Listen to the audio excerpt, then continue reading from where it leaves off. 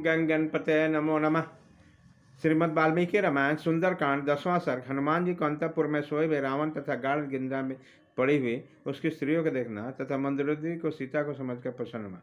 वहाँ इधर उधर दृष्टिपात करते हुए हनुमान जी ने वह दिव्य श्रेष्ठ बेदी देखा जिस पर पलंग बिछाया था। वह बेदी स्फटिक मणि की बनी हुई थी और उसमें अनेक प्रकार के रत्न चढ़े गए थे। वहाँ नीलम के बने हुए श्रेष्ठ आसन बिछे हुए थे। उनके पाटी पाए आदि हाथी दांत और स्वर्ण से जटित होने के कारण चितकबरे दिखाई देते थे। उन महामूल्यवान पलंगों पर बहुमूल्य बिछौने बिछाए गए थे। उन सबके कारण उस बेदी की बड़ी शोभा पा रही थी। उस पलंग के एक भाग में जो उनके चंद्रमा के समान एक श्वेत सत्र देखा जो दिव्य मालाओं से सुशोभित था। वह उत्तम पलंग स्वर्ण से जटित होने के कारण अग्नि के समान देदीप्यमान हो रहा था। हनुमान जी ने उन्हें अशोक पुष्पों के मालाओं से अलंकृत देखा। उसके चारों ओर खड़ी हुई बहुत सी स्त्रियां हाथों में चवर लिए उस पर हवा कर रही थी। वह पलंग अनेक प्रकार के गंधों से सेवित तथा उत्तम धूपों से सुभाजित था। उसमें उत्तम उत्तम बिछौने बिछे हुए थे। उसमें भेड़ की खाल बनी हुई थी तथा सब ओर से उत्तम फूलों की मालाओं से सुशोभित थे।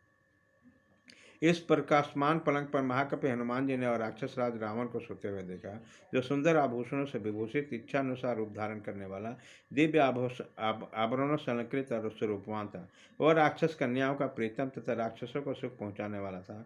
उसके अंगों में सुगंधित लाल चंदन का अनुलेप लगा हुआ था जिससे आकाश में संध्या काल की लाली और विद्युत लेखा से युक्त मेघों के समान शोभा पाता था। उसकी अंग कांति मेघ के समान श्याम थी। उसके कानों में उज्ज्वल कुंडल झिलमिला रहे थे। आंखें लाल थी और भुजाएं बड़ी बड़ी। उसके वस्त्र सुनहरे रंग के थे।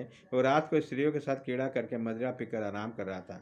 उसे देखकर ऐसा जान पड़ रहा था मानो वृक्ष वन और लता जो गुल्मों से संपन्न वनांचल सो रहा।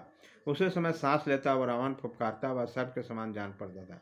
उसके पास पहुंचकर बाणासुर ने हनुमान अत्यंत उद्विग्न होकर भली भात ढारे हुए सब भांति सहसा दूर हट गया और सीढ़ियों पर चढ़कर एक दूसरे बेदी पर जाकर खड़ा गया। वहां से उन महाकपि ने उन महत्व वाले राक्षस सिंहों को देखना आरंभ किया। राक्षस राज रावण को सोते समय वो सुंदर पलंग उसी प्रकार शोभा पा रहा था जैसे गंध हस्ती के शयन करने पर विशाल प्रश्नगिरी से शोभित हो रहा था। उसने महाकाय राक्षस राज रावण के फैलाए हुए दो भुजाएं देखी जो सोने के बाजूबंद से विभूषित हो इंद्रध्वज के समान जान पड़ते थे। युद्ध काल में उन भुजाओं पर रावत हाथी के दांतों के अग्रभाग से प्रहार किए थे जो उसके आघात का चिन्ह बन गया था। उन भुजाओं के मूल भाग के कंधे बहुत मोटे थे। उन पर ब्रज द्वारा किए गए आघात से भी चिन्ह दिखाई देते थे। भगवान विष्णु के चक्र से भी किसी समय वो भुजाएं छत बिछत हो चुके थे। वह भुजाएं सब ओर से समान और सुंदर कंधों वाले तथा मोटी थी। उनकी संध्या सुदृढ़ थी। वह बलिष्ठ और उत्तम लक्षण वाले नखों तथा अंगुष्ठों से सुशोभित थे। उनकी अंगुलियां और हथेलियां बड़ी सुंदर दिखाई देती थी। वह सुगठित और पुष्ट थी। परी के समान गोलाकार तथा हाथी के सुंड दंड की भांति उतार चढ़ाव वाली लंबी थी। उस उज्ज्वल पलंग पर फैली हुई बाहें पांच पांच फन वाले दो सर्पों के समान दृष्टिगोचर होती थी। खरगोश के खून की भांति लाल रंग की उत्तम सुशीलता और सुगंधित चंचल से चर्चित हुई। वह भुजा अलंकारों से अलंकृत थी। सुंदर युवतियों को धीरे धीरे बाहों को दबाती थी। उनको उत्तम गंधर्व दर्प का लेप लगा हुआ था। वे यक्ष नाग गंधर्व देवता दानव सभी को युद्ध में रुलाने वाली थी। कपिवर हनुमान ने पलंग में पड़ी हुई उन दोनों भुजाओं को देखा। वो मंदराचल में गुफा में सोए हुए दो रोष बड़ी अजगरों के समान जान पड़ते।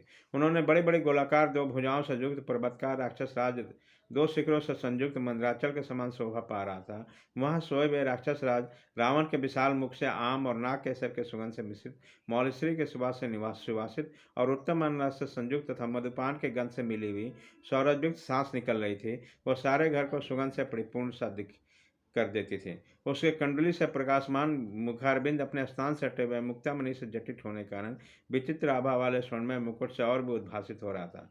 उनकी छाती लाल चंदन से चर्चित हार से सुशोभित उभरी हुई लंबी चौड़ी थी। उसके द्वारा उस राक्षस के संपूर्ण शरीर की शोभा हो रही थी, बड़ी शोभा। उसकी आंखें लाल थी। उसके कटी का नीचे भाग श्वेत रेशमी वस्त्र से ढका हुआ था तथा पीले रंग के बहुमूल्य रेशमी चादर ओढ़े हुए था। वह शख्स स्थान में रखे हुए उड़द के ढेर के समान जान पड़ता और सरफ के समान सांसें ले रहा था। उस उज्ज्वल पलंग पर सोया हुआ रावण गंगा की अगाध जलराशि में सोए हुए गजराज के समान दिखाई देता था। उसकी चारों दिशाओं में चार स्वर्णमय दीपक जल रहे थे। उसकी प्रभा से देदीप्यमान हो रहा था। उसके सारे अंग प्रकाशित होकर स्पष्ट दिखाई दे रहे थे, ठीक उसी तरह जैसे विद्युत गणों से मेघ प्रकाशित होकर परिलक्षित होता है। पत्नियों के प्रेमी उस महानकाय राक्षस के घर में हनुमान जी ने उन पत्नियों को देखा जो उसके चरणों के आसपास से सो रहे थे। बानर यशपति ने देखा कि उन पत्नियों के मुख चंद्रमा के समान प्रकाशमान है। वो सुंदर कुंडलों से विभूषित थी तथा ऐसे फूलों के हार पहने हुए थे।